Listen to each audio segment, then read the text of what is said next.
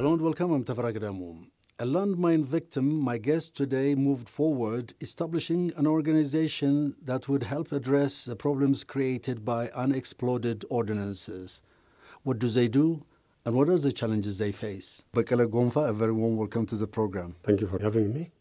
Tell me about how it all started. You're a landmine survivor, right? How did it happen? Oh, well, I was part of Ethiopian army during the Ethio-Somalia War in 1976-77. Some 47 years ago. Yeah, some 46, 7 years ago. I was part of regular army, where I served in one of the battalions as an operations officer. I participated in the Redwa wars, which took place twice, actually, July and August. Those battles were very critical, and they lasted for many days and weeks. Somalia actually decided to attack Redwa before any other cities. The reason being, as you know, it is almost so bottleneck.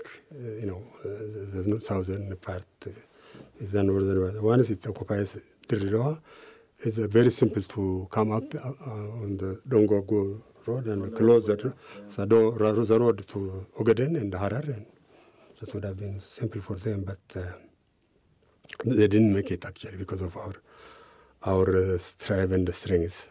We are not strong enough militarily because our army was scattered everywhere, and there were wars as well on the northern part of the country in Eritrea, and there were only one division called 3rd Division or Ambassa Division, and it was not fully equipped and organized. And the other one is we were our military equipments and arms were from America, and they don't have enough spare parts and ammunitions. So that made the Somali really, give that strength, and they came up to invade Redwa first. So anyway, we managed to at least to keep away them. I was as a young officer, as a lieutenant then, graduated from Harar Military Academy, and served only for 1.5 years or so. I participated in many wars then after, and many battles, and in Amarka, around Harar, Burqa Abdul Qadir, and a lot of areas, and finally it was in Korea after the army departure from Jijiga, from the whole Ogaden actually, and we were ordered instructed by the head office, the then Colonel Mangistu Haile to go to Jijiga, to move to Jijiga, and actually at least to rehabilitate the army actually living there, and we established sort of a base, a front, and the whole army that has really coming out of the southern part of Ogaden has really rehabilitated themselves there, and we created a big defense trench. Yeah, defense range and area on that area, and it was there where I was insured after almost operating in there like for 2 months or so. You settled in Kore, and 2 months later? Well, remember that day? It was 27th of September, maybe, in Gregorian calendar. The enemy artillery was so heavy on us, and we couldn't really keep ourselves in our trenches and foxholes. The only alternative is either there are two options actually. We have to leave the place and go back, retreat to back and move maybe to the Harar, or the other one is we have to attack and at least make their artillery set down. So in that we decided to attack, and it was me who have taken the initiative, and the officer in charge of the area was coordinating. There was the only colonel actually in that sector, Colonel Morko Mokonnen, And the operation officer was Lieutenant Colonel Masfin Gavragal. They were both generals later on, actually. So I just prepared a sand model, and I explained how we could attack, and finally it was approved, and that attack was permitted. We really did it successfully, and we almost about to capture their artilleries, but unluckily I either stood on landmines or an artillery fragment that struck me. I was unconscious for some time, and it was I was lucky enough. A helicopter was coming there, and it took me to Harar. Airlifted to Harar. Yeah. And when I arrived at Terror 3rd Division Hospital, which is now Karramar Hospital, I spent almost my last life, and I was unconscious. It was after 13 hours that I knew that I was with my limb loss. You lost your left leg. It's almost, it was a heavy injury, actually, which is irreplaceable.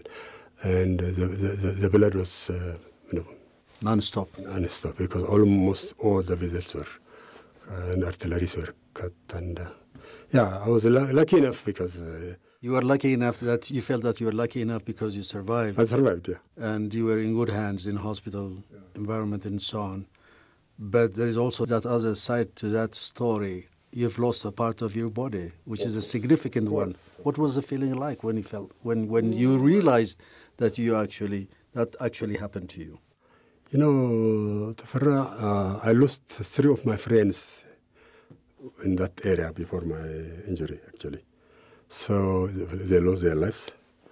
And as an army officer, those probabilities are there. You either survive, like I did, losing a limb or losing some part of your body, or you remain fit as you are, or you lose your life. These are the options, and mine was one of that. And I lost my limb and I survived. So, well, you feel that I was a good athlete, I was a good, At least physically, you were not the same person that you were. Yes. So, feeling was there. You know, I shouted, actually, in the morning after I got conscious. When I was conscious, I cried, and anyways, finally I have to accept it. And then you were transferred where? Well, I stayed there for a month, and a doctor from Army Hospital, Colonel Dr. Gizausai, came to Harar, and he referred us to Addis. Some of us direct to Army Hospital, some to Minilik, some to Black Line, and finally I was referred to Army Hospital. He was following me to the last, and I have undergone like 5 operations. And you got your prosthetic... I've stayed in hospital all in all like for 11 months, including the Harar one. And I got my prosthesis here locally from POC, Prosthetic and Orthotic Center, behind St. Paul. And since I was young enough, I just joined university exactly after I got my process in September. I got out of hospital in August. Most of my friends and other fellows went to Jagno Chamba in the visit, but I didn't want to go there, and I joined the university. And it was a challenge for me. Actually, staying in the university itself is a challenge, but anyway, I made it. You studied statistics, and you were hired by. You worked for a number of government organizations, lasting 20 years. You joined the Landmine Survivors Network, and you worked there for several years as a country director. That organization stopped its operations in the country, and they had to create your own, which is now called Survivors Recovery and Rehabilitation Organization. Tell me about that story. Well, the story of my joining the university, as I told you, is my next option, actually. I joined the university and I studied statistics because I was studying engineering, and I felt that my physical disability doesn't make me fit for engineering. Well, actually, there was no advisory bodies to tell you that, no problem, you can make it. Nobody was there. But then I studied statistics because I was a good mathematician, and I was one of the awardee winners from the Harvard Military Academy when I was graduated, and I have a good grade actually. So, yeah, anyway, that was completed anyway. And then I was hired by several government organizations, served there from expert to an enterprise director or manager, not only in the government sector but in private sector as well. Finally, the Landmine Survivors Network had opened its network here in Addis Ababa, in Ethiopia, which is an American-based, Washington, D.C. headquarters there. It was in Washington, D.C. It's announced for a vacancy to hire a director, a country director, and I applied for it, and for the job at the end. So I served there for 7 years, and that was really a very good organization, which had really given a lot of services to our landmine victims and survivors. And then you created that. So we created 10 years ago, was it? 2014, we created landmine survivors, the Survivors Recovery and Rehabilitation Organization, which is almost operating similar programs. And it was myself and another lady, and we two of us founded this organization, and we got a license, and we started from the scratch again. Basic areas of focus were? Well, we did, as we are not strong enough, we didn't want to stretch ourselves, actually. We kept ourselves around Addis and the nearby region, Oromia. And because, as you know, the survivors or this injured people comes to center to seek, supports and the medical care and what have you. So many of them are here in Addis, and so we started operating in Addis and going to give them peer counsels as usual. And we worked for like maybe 4 years or so before up to the COVID time, which hit hard in terms of resources. Yes. After the COVID, that was really another challenge. We were about to close it out, but we still felt that we have to keep it. What do you provide in terms of services to those victims and survivors? Yes, primarily, as I've told you, we provide them peer counseling. Peer counseling in the sense we are ourselves victims. Landmine victims. We tell them our stories. We'll tell them that they don't have to let themselves down. They have to get out of the trauma as soon as possible. They have to keep themselves in the community without fear or things of that sort. They don't have to have that stigma and lots of things like that and inferiorities. So that really builds their moral, and then the next comes how to get their physical fitnesses, like prostheses and things like that. Some may need shoes, some may need, braces, some may need artificial limbs.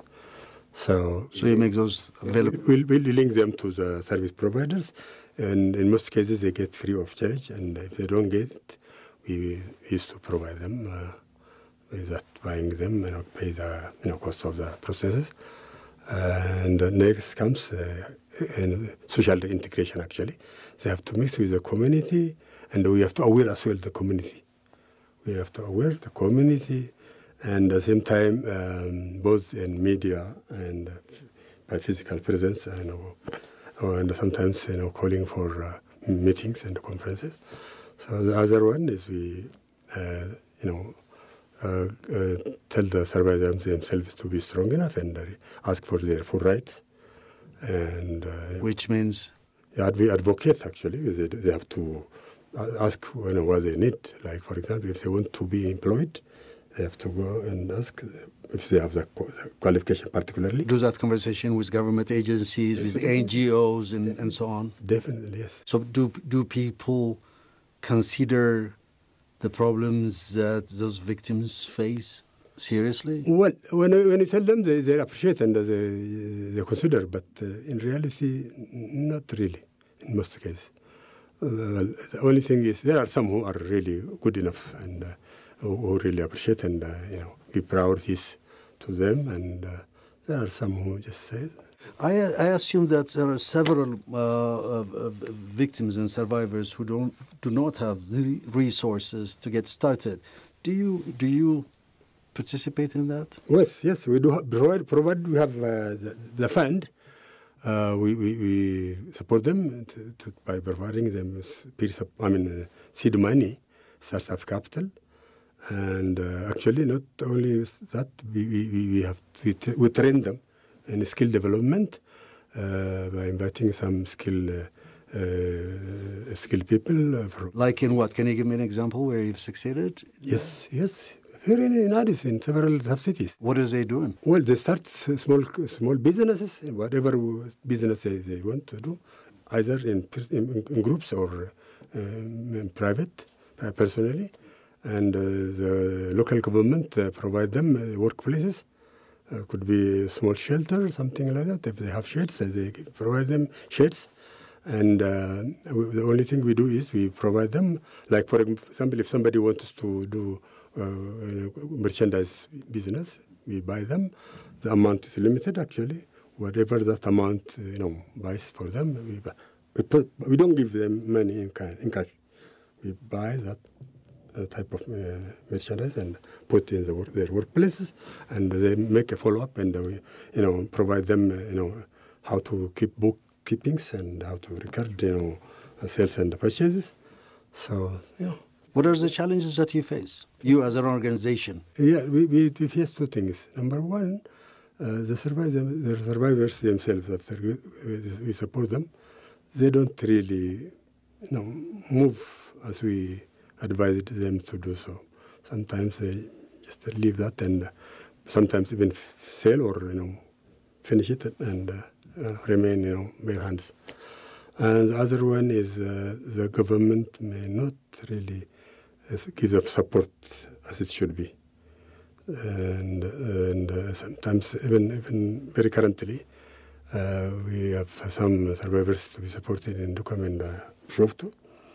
And there was a promise that they provide them workplaces. But because of this current corridor business, most of the shares are not there, and they were already demolished, and they are not in a position to provide them. So I'm sure they find some other place to provide them. Some of them, like a few of them, have altered to their living areas. They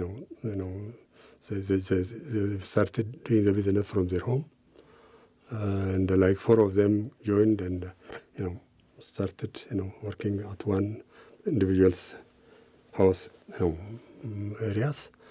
That's how they managed, actually, with the promise that the government would provide them the land after a while. Ethiopia is worldwide, actually. Mine actions are 5 components. Ours is a victim assistance part. The mine action program is the bigger one, which is mine clearance. Without mines cleared, you'll still keep on having several survivors and the victims. The mine clearance is the biggest challenge in Ethiopia, number one, where there is Ethiopian Mine Action Office and many other, deminers from all over the world, like Hello Trust and Norwegian People's Area, and so on. So that part is really very challenging. The other one is actually mine risk education. The community living in the mine area should be aware of the mines. And you know what happened? The children, whenever they kind things of that sort, they fiddle with them, and the damage gets. So this is maybe the biggest area. And we, as a survivors organization, unless that part of the operation is not solved, we cannot tell that we can finish the job. Well, good luck, and thank you so much. Thank you so much.